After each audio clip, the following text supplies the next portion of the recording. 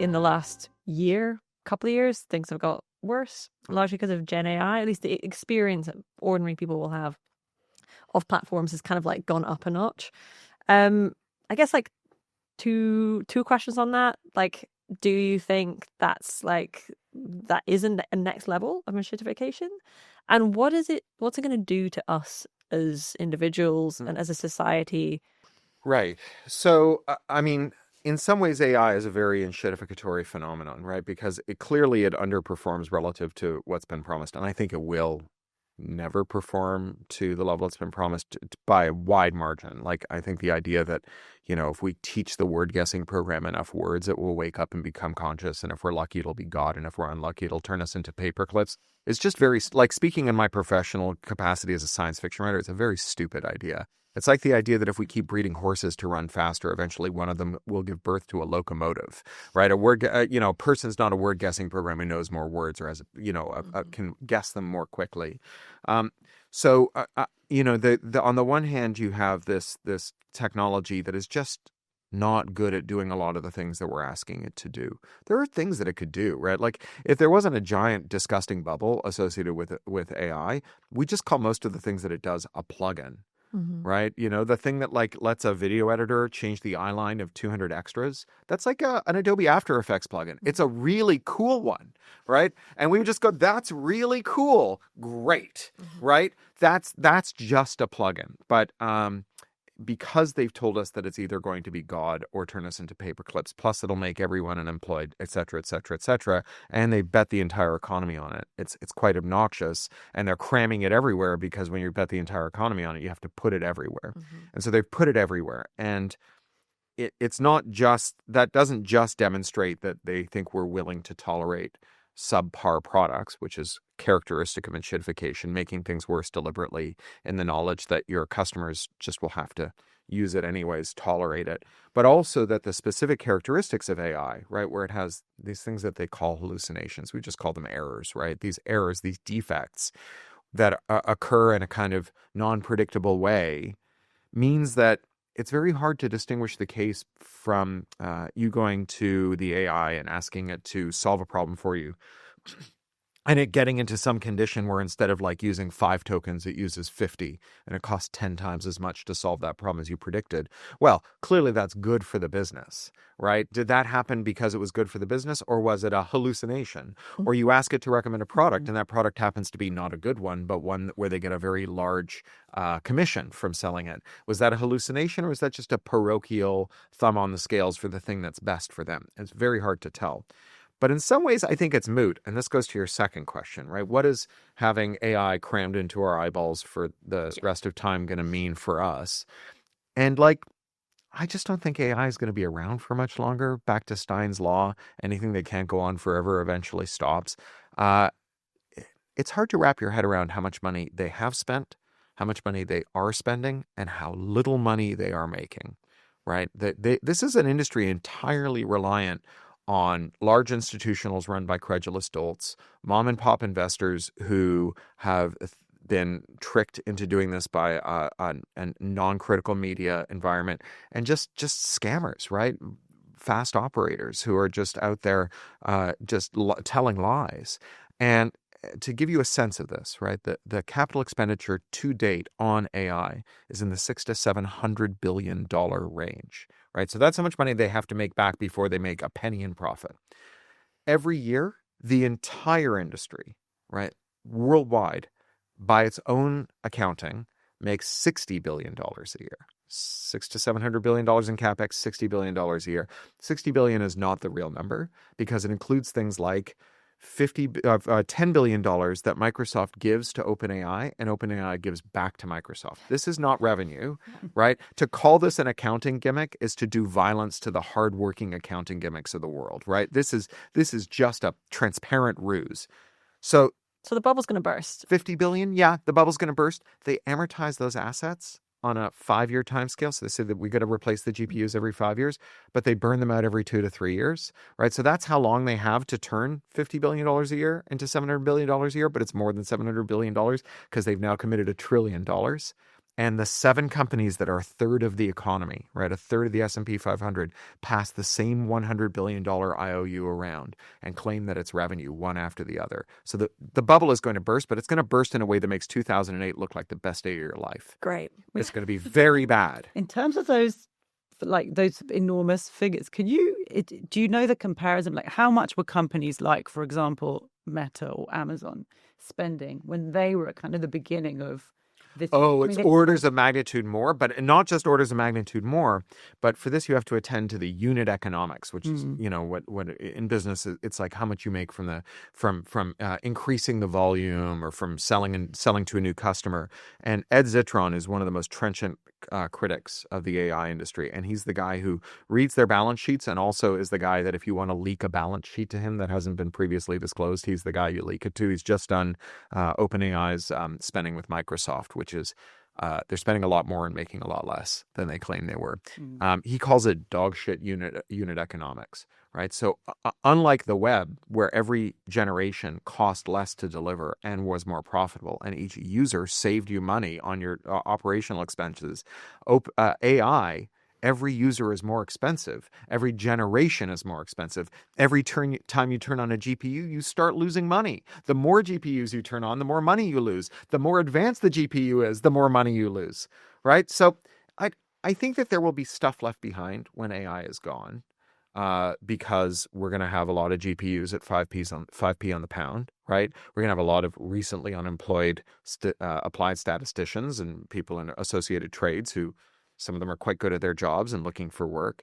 And you're going to have a lot of these open source models that have barely been optimized, right? Because the firms, they threw them over the wall as a demo, as a loss leader, as something to impress people with. But they're not interested in spending less money. When you're trying to suck in capital from credulous dolts who don't understand what you're doing, you have to use some kind of indicia that shows that you're serious. And for them, it's spending a lot of money. The more money you spend, the more they think you're doing something real. It's like the idea that if the pile of shit is big enough, there has to be a pony underneath it somewhere. And so we've seen no optimization of these AI models. And we saw what happened when like a small Chinese firm run by a hedge fund, not even a technology firm, DeepSeek, they did like a tiny bit of optimization. They used 3 generational chips and they achieved performance benchmarks that are really quite impressive. So there'll be that lying around when it's all done. And your next book is about this. Right. So just a really quick follow-up question on that. Like how, obviously now everybody's talking about the AI bubble and it's going to burst. Yeah. But how was it? So, you're basically saying this industry has pulled the wool over everyone's eyes. Yeah. But how was it possible that everybody got so duped, do you think? Well, I think some of it has to do with a kind of, they've perfected a playbook. So you know how, the cancer denial created a playbook that climate denial used. Literally, it's the same PR firms that ran the climate denial campaign, and they used the lessons from cancer denial. We've had a series of these frauds, right, in tech, pivot to video, all the cryptocurrency and associated, right? So that's, metaverse and XR, AR and blockchain and so on. Some of them are like not stupid, right? Like, VR can be fun or whatever. It's just like not a $17 trillion industry that's going to destroy everything unless it saves everything, right? So they've gotten really good at it, and the press has gotten weirdly worse at talking about it or analyzing it. So there's a certain, I don't know, like a credulity virus that has seized people's minds. And,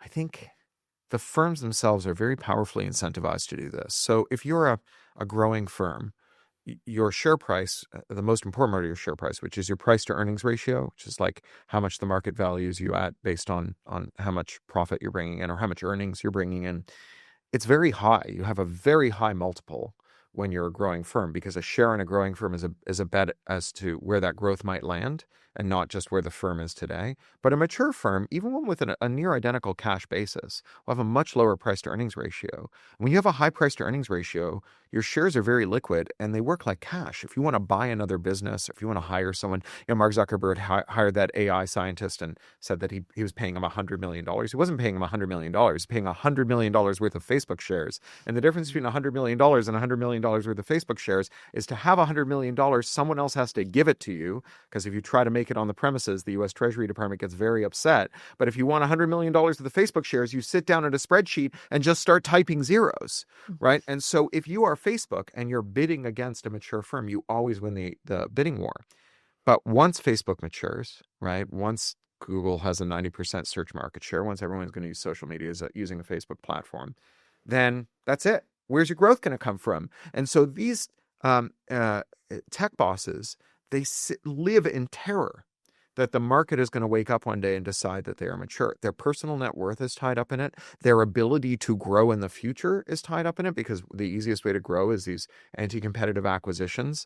The key employees who might take them out of a tailspin if they make a bad decision and things start to go bad, those key employees are compensated largely in stock and will be out the door in like a shot if the share price tanks. And so they're like, it's the paradox of the monopolist, that while you're building your monopoly, your P to E ratio is gigantic. Once you obtain the monopoly, unless they're convinced that you can do a lot of pricing power, your P to E ratio gets much smaller and it may just shrivel up. You may get blown away altogether by someone who's still growing. And so this is like the origin of this, and it's a very desperate project, and they are very good at it. I mean, they're better at it than they are at making AI. Someone yesterday sent me a little bonmot, right? Your scientists were so obsessed with whether they should do this that they never bothered to ask whether they could. Nice. Cory, we're running out of time. We like to ask a lot of our guests who come on to talk about often, themes that can feel overwhelming. And there's a lot of darkness in what we've talked about, right? Sure. The idea of a crash worse than the financial crisis, we feel that would be bad. Not good. Well, we like to ask a lot of our guests a certain question as we wrap up, and that is, could you talk a bit about what it is that gives you a bit of optimism, a bit of hope about where we go next? Well, I'm not a fan of optimism. I think optimism and pessimism are both a form of vulgar fatalism, the belief that things are going to get better or worse irrespective of what we do. If I believed that, I wouldn't bother getting out of bed. So but I believe very much in hope. And hope is the belief that if you materially improve your circumstances, that you will attain a new vantage point from which you will see things that you couldn't see from where you were before you climbed up that gradient a bit. And the thing that determines how much hope you can have is really how far up that gradient you can see from where you're standing, how navigable the terrain is. And when it comes to this anti-circumvention stuff, this ability to just seize the means of computation and just unilaterally fix things, make them better, which is so important for resiliency. It's so important for adaptation for people with different needs. It's so important for resisting extraction.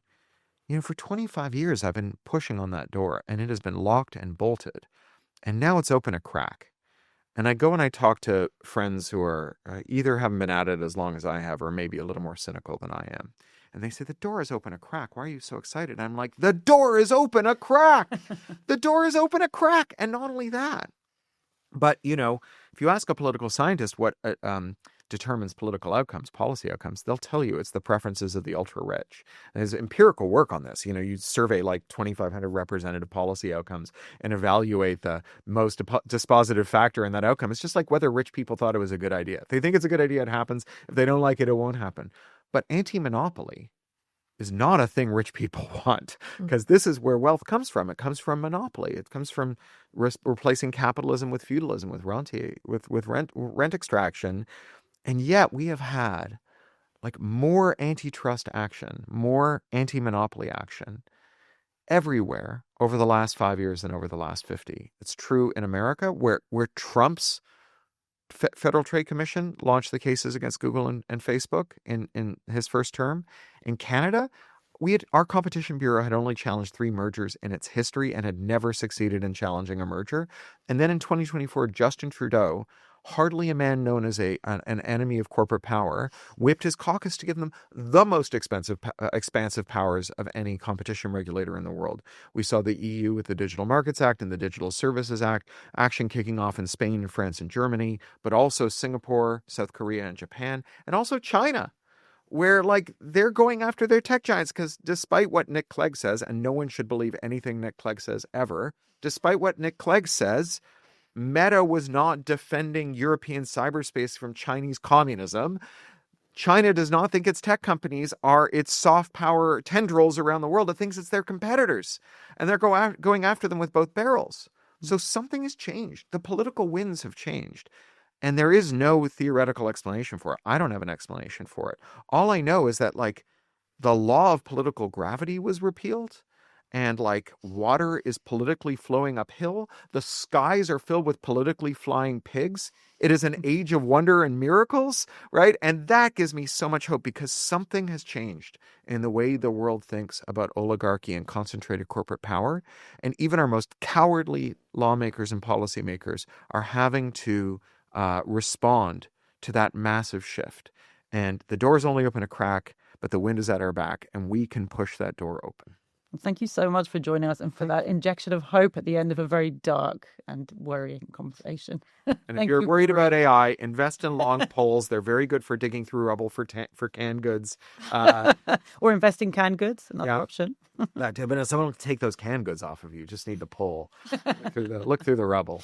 Thank you so Thank much. you so much. You've been watching an interview from the Prospect Podcast. To watch more of our interviews, click here or here. And to listen to this episode in full, click the link in the description below. To read or listen to more of Prospect's journalism, visit prospectmagazine.co.uk.